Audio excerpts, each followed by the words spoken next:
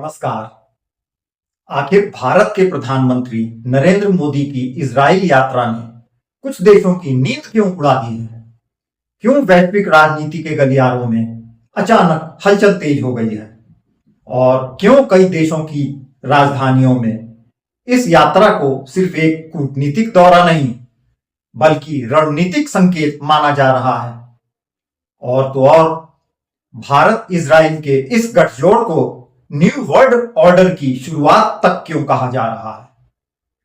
आज हम इन्हीं सवालों की तह तक जाएंगे।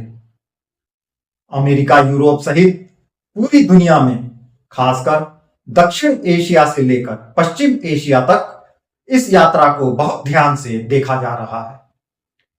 सच तो यह है कि मोदी का इजराइल पहुंचना सिर्फ एक औपचारिक यात्रा मात्र नहीं है। भारत इजराइल संबंध 1992 से औपचारिक रूप से स्थापित हैं, लेकिन पिछले एक दशक में इन संबंधों की गति और गहराई दोनों तेजी से बढ़ी हैं। रक्षा, कृषि तकनीक, जल प्रबंधन, साइबर सुरक्षा, drone technology, missile system, intelligence sharing, इन सभी क्षेत्रों में सहयोग पहले से ही मौजूद है। फर्क यह है कि अब यह सहयोग और अधिक संस्थागत, दीर्घकालिक और रणनीतिक रूप लेता दिखाई दे रहा है। दुनिया भर की मीडिया इस यात्रा को अलग अलग चश्मों से देख रही है। कुछ इसे उभरते हुए बहुध्रुवीय विश्व की निशानी बता रहे हैं, कुछ इसे इंडो अब्राहम फ्रेमवर्क की संभावित मजबूती के रूप में देख रहे हैं, तो कुछ विश्लेषक इसे भारत के रणनीतिक स्वायत्तता मॉडल का विस्तार कह रहे हैं, जहां भारत अमेरिका के साथ भी है, रूस से भी संवाद बनाए रखता है और इजराइल के साथ भी खुलकर साझेदारी करता है। लेकिन इसकी सबसे अधिक चर्चा जिस देश में हो रही है वह है पाकिस्तान। क्यों?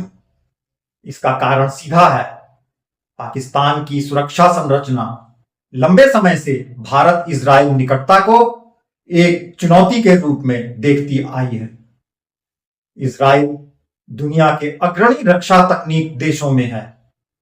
Air defence system, anti drone technology, surveillance platform, precision guided weapons, इन सभी क्षेत्रों में उसकी विशेषज्ञता जानी मानी है। भारत पहले से ही कई महत्वपूर्ण रक्षा प्लेटफॉर्म इजराइल से ले चुका है। इस साझेदारी के और गहरा होने का सीधा असर दक्षिण एशियाई सामरिक संतुलन पर पड़ेगा। पाकिस्तानी मीडिया में अक्सर यह चिंता दिखाई देती रही है कि भारत इजराइल सहयोग इंटेलिजेंस डोमेन में भी मजबूत हो रहा है। आतंकवाद रोधी अभियानों में तकनीकी सहयोग, सीमाई निगरानी और साइबर डिफेंस, ये ऐसे क्षेत्र हैं जहां इजराइल की क्षमताएं अत्यंत विकसित मानी जाती हैं। भारत के लिए यह अत्यंत उपयोगी है।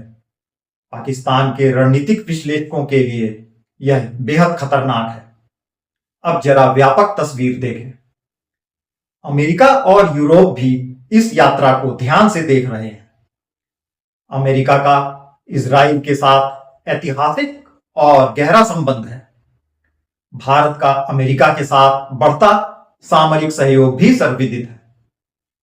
ऐसे में भारत इजराइल समीपता को कई पश्चिमी विश्लेषक सुरक्षा लोकतंत्रों के नेटवर्क का हिस्सा मान रहे हैं।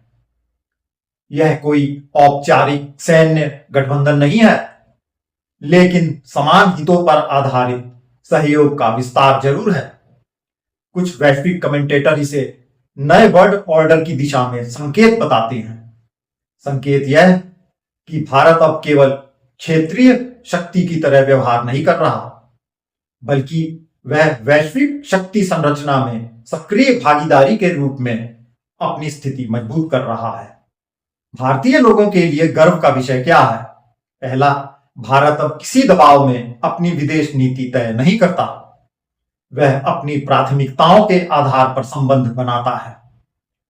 दूसरा, रक्षा और तकनीक में आत्मनिर्भरता के लक्ष्य को आगे बढ़ाने के लिए वह विविध स्रोतों से सहयोग लेता है। तीसरा, भारत पश्चिम एशिया में संतुलन बनाए रखते हुए इजराइल के साथ खुलकर रणनीतिक सहयोग कर पा रहा है, जबकि अरब देशों के साथ भी उसके संबंध मजबूत बने हुए हैं। लेकिन संतुलन की चुनौती भी कम नहीं है। इजराइल से संबंध गहरे होते हैं तो फलस्तीन मुद्दे पर भारत की ऐतिहासिक स्थिति पर भी नजर रहती है। वैश्विक मंच पर भारत को यह दिखाना होता है कि वह किसी पक्ष का अंध समर्थक नहीं, बल्कि अपने राष्ट्रीय हितों के अनुरूप संतुलित नीति अपना रहा है। यही परिपक्व कूटनीति है। अब फिर उस देश की ओर लौटें जिसकी चिंता की बात हमने शुरुआत में कही थी। पाकिस्तान लंबे समय से कश्मीर मुद्दे को अंतर्राष्ट्रीय मंचों पर उठाने की कोशिश करता रहा है। यदि भारत की रणनीतिक विश्वसनीयता बढ़ती है, यदि उसका तकनीकी और रक्षा सहयोग मजबूत होता है, यदि उसकी वैश्विक छवि एक स्थिर, निवेश योग्य और जिम्मेदार शक्ति की बनती है, तो स्वाभाविक है कि पाकिस्तान की कूटनीतिक जमीन खिसक जाएगी।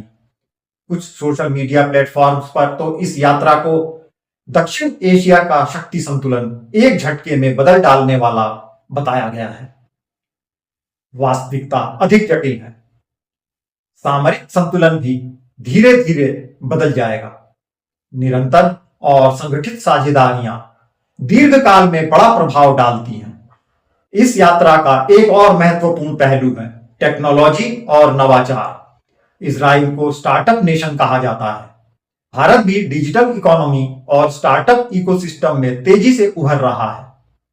यदि दोनों देशों के बीच हाईटेक, एग्रीटेक, जल प्रबंधन और साइबर सिक्योरिटी में सहयोग बढ़ता है, तो इसका असर सिर्फ रक्षा क्षेत्र तक सीमित नहीं रहेगा। यह आर्थिक विकास और रोजगार सृजन तक जाएगा। यह यात्रा एक संदेश देती है। भारत अपनी रणनीतिक प्राथमिकताओं को लेकर आत्मविश्वासी है। वह सहयोग करेगा, लेकिन अपनी शर्तों पर। वह संबंध बनाएगा, लेकिन संतुलन के साथ। और वह वैश्विक मंच पर अपनी भूमिका का विस्तार करेगा, बिना अनावश्यक शोर के। प्रधानमंत्री नरेंद्र मोदी के इजराइल पहुंचने पर जिस प्रकार इजराइल के प्रधानमंत्री बेंजामिन नेतन्याहू स्वयं एयरपोर्ट पर उपस्थित रहे और औपचारिक स्वागत किया, उसे कूटनीतिक हलकों में विशेष महत्व दिया जा रहा है। आमतौर पर इस स्तर का व्यक्तिगत स्वागत उन अवसरों पर देखा जाता है जब दोनों देशों के बीच संबंध केवल औपचारिक राजनयिक दायरे से आगे बढ़कर रणनीतिक साझेदारी के स्तर पर पहुंच चुके हैं। अंतर्राष्ट्रीय मीडिया में भी इस स्वागत को प्रतीकात्मक संकेत के रूप में देखा गया। वैसे इस मुद्दे पर आपकी अपनी खुद की क्या एनालिसिस और भविष्यवाणी है? क्या आप इसे क्षेत्रीय शक्ति संतुलन का बदलाव मानते हैं? क्या वाकई एक नए वर्ल्ड ऑर्डर की शुरुआत हो चुकी है? क्या यह दक्षिण एशिया की राजनीतिक तस्वीर बदल कर रख देगा? जरूर बताइएगा।